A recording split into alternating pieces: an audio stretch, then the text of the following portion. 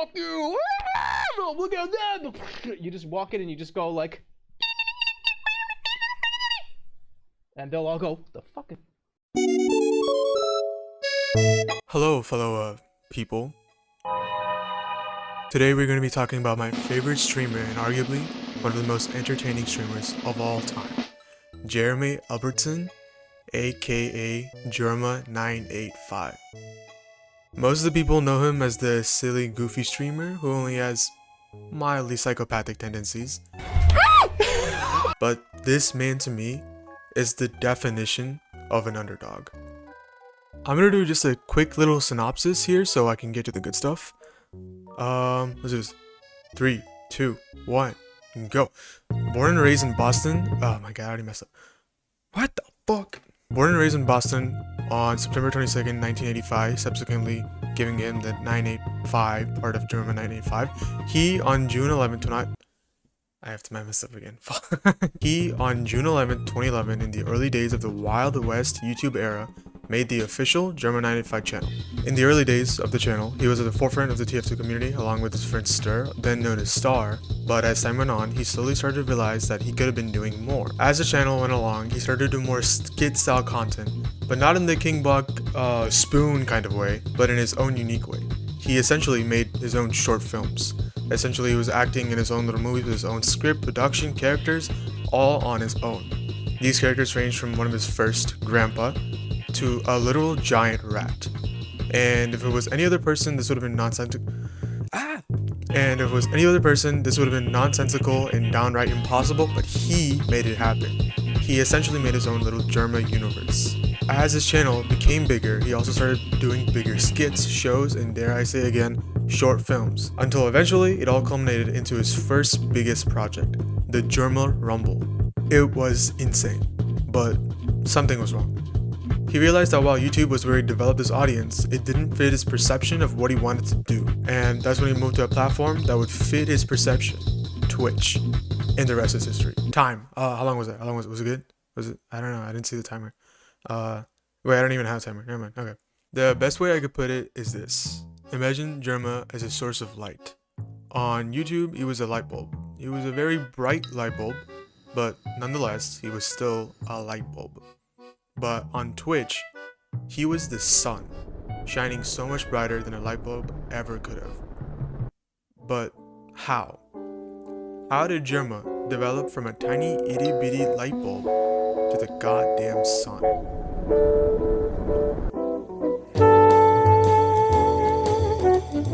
When you look at Twitch streamers and the way they interact with the chat, it's telling of the kind of streamers they are. Streamers who take their time to interact with the chat in a meaningful way, often asking about their day, talking with the chat, and having an actual conversation, obviously care about their audience. They're thoughtful, kind, and genuinely love what they do. But streamers who just read the dono notifications and then go on about the stream may not care about their audience as much. Obviously there's more nuance and exceptions also exist, but simply put, these 2 points are usually the case. But the way Jerma interacts with his chat is different to say the least. The most important difference is that unlike other streamers, Jerma doesn't have his chat on the screen. He wants the viewers to be dedicated to what is on the screen and what he's doing, which can be taken the wrong way, but the funny part is a lot of the things he does is without a doubt caused by the viewers. There are so many of these one guy moment where one viewer would say something literally insane and it would cause the stream to literally derail off the perpetual train tracks. They're the epitome of a Jerma stream. A building block, if you will, of any Jerma stream. There is at least one guy moment, and I'm not kidding, every single stream, and it is entertaining every single time. I don't know if you know where I'm going with this, but if you are a Jerma viewer, the best example of a one guy moment, a moment that was referenced in multiple streams, shows, and even fucking talk shows, would be the ball fondler incident. On April 23rd, 2022, Jerma was playing Iron Lung on stream. Jerma had his next big event in the upcoming months, the baseball stream, and a new viewer came into chat and wanted to know what it was.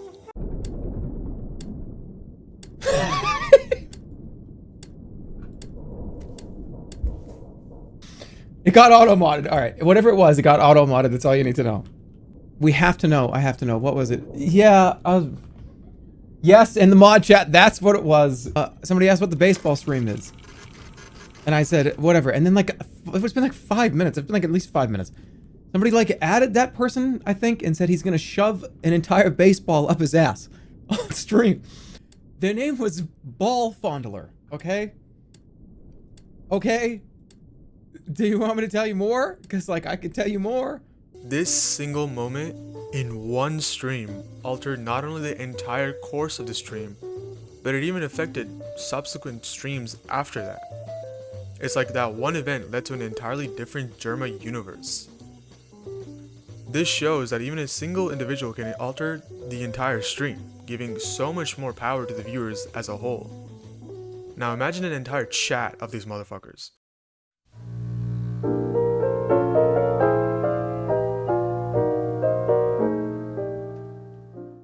This is honestly kind of underrated, and people don't realize this a lot, but have you ever noticed why a large amount of Twitch streamers now are predominantly extroverted?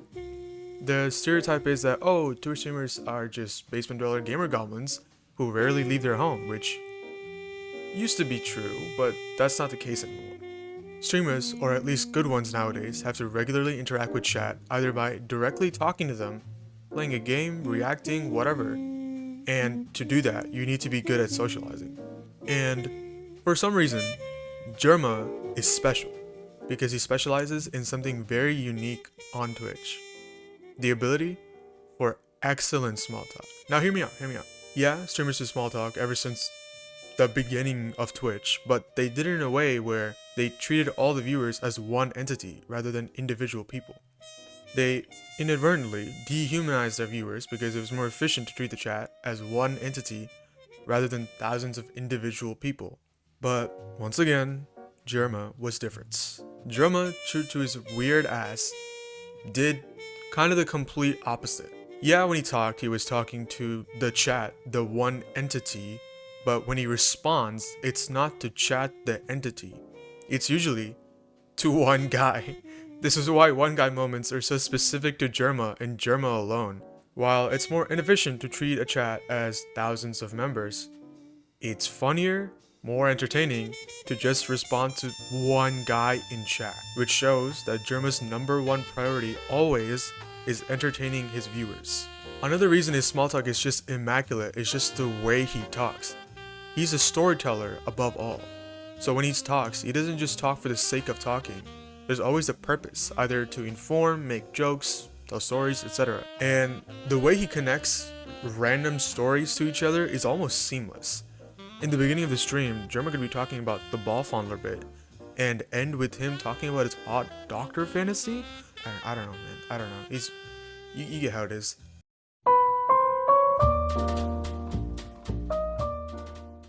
Jerma loves bits, and no, not that type of bits. His bits can range from intricately calculated and precise to, oh, some guy said you look like young Sheldon? Let me spend the next 10 minutes trying to prove him wrong, but ultimately come to the realization that yes, he does look like young Sheldon. What the fuck? His dedication to his bits is insane. Let me give you some of my favorite examples.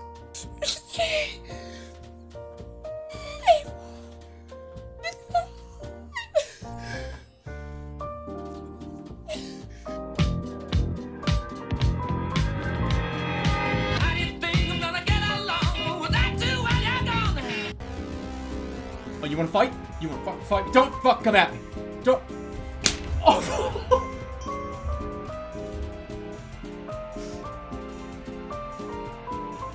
His dedication to bits is one of the reasons people love and hate him so much. Personally, I love it, but looking at the other point of view, yes, he does sometimes literally diverts entire streams for one single bit, but that's the whole point. He does not care. He does what he wants to do.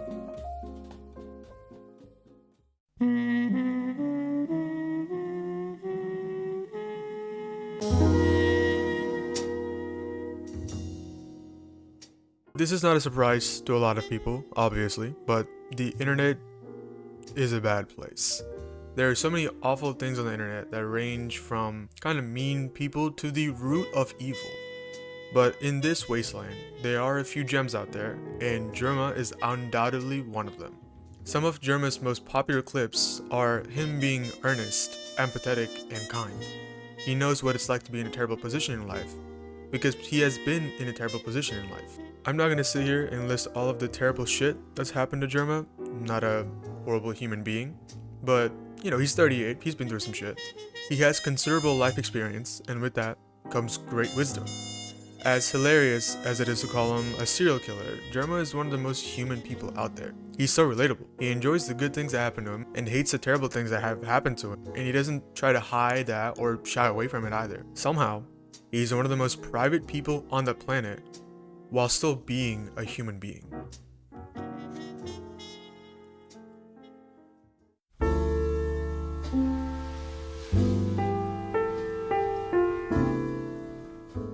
Jerma is one of the rare people on the platform that simultaneously cares about his audience, but still has a good balance between doing what he wants and what his audience wants. There is a reason for this. Most people, when they enter into a platform, usually how they get popular is for a particular genre or topic. They enter into a niche. And Jerma was no different at first. He was in the TF2 community, like we said before. But intentionally or unintentionally, something rare and beautiful happened. As time went on, people didn't subscribe to Jerma for his TF2 content. They subscribed to him for him. His personality was what people wanted. His small talk, his dedication to bits, his kindness. And when he switched to Twitch, it was even better. All of the audience came with him and they could interact with him live. He developed something beyond numbers. He developed loyalty.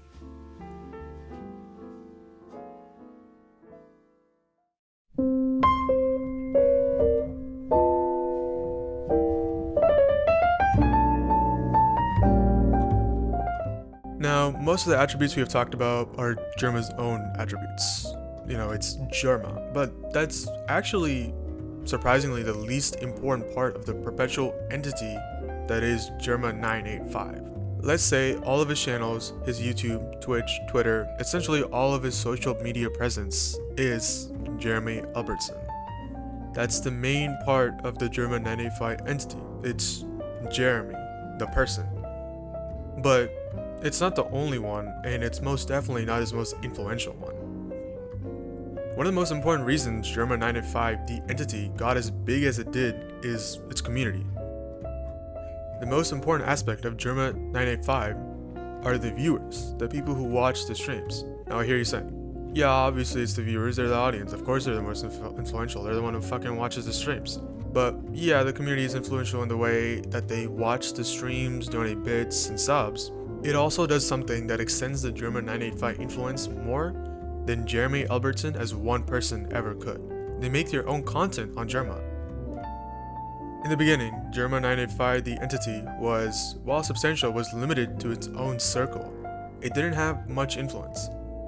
But once the compilations, the video essays, such as this one you're listening to and watching right now, started, Jerma985 extended far beyond the person Jeremy.